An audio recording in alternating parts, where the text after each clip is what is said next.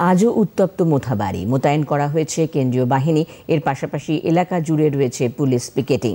মোথাবাড়ি এলাকায় বন্ধ রয়েছে ইন্টারনেট পরিষেবা। পাশাপাশি গুজবে কান না দেওয়ার আবেদন করা হয়েছে পুলিশের তরফে। এই ঘটনায় এ পর্যন্ত প্রায় ৩০ জনকে গ্রেফতার করা হয়েছে। জেলা বিজেপির একটি প্রতিনিধি দল আজ ঘটনাস্থলে রওনা হলে ইংলিশ বাজার এলাকায় তাদের আটকে দেয় পুলিশ।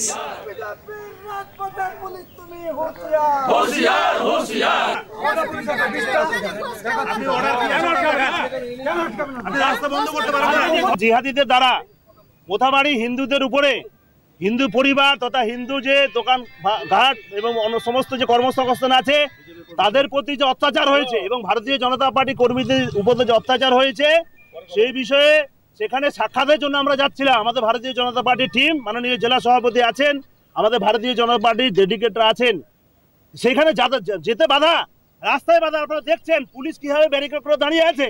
আমরা কোথায় বসবাস করছি? আমরা মোথাবাড়ি থানাতে শান্তভাবে এসপির সঙ্গে দেখা করতে যাচ্ছিলাম।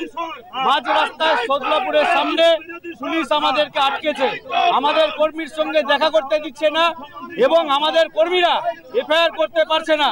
আমরা অবিলম্বে চাই মোথাবাড়ি থানাতে গিয়ে আমাদের কর্মীদের পাশে দাঁড়াতে। পুলিশ আমাদেরকে অকারণে এখানে আটকে রেখেছে।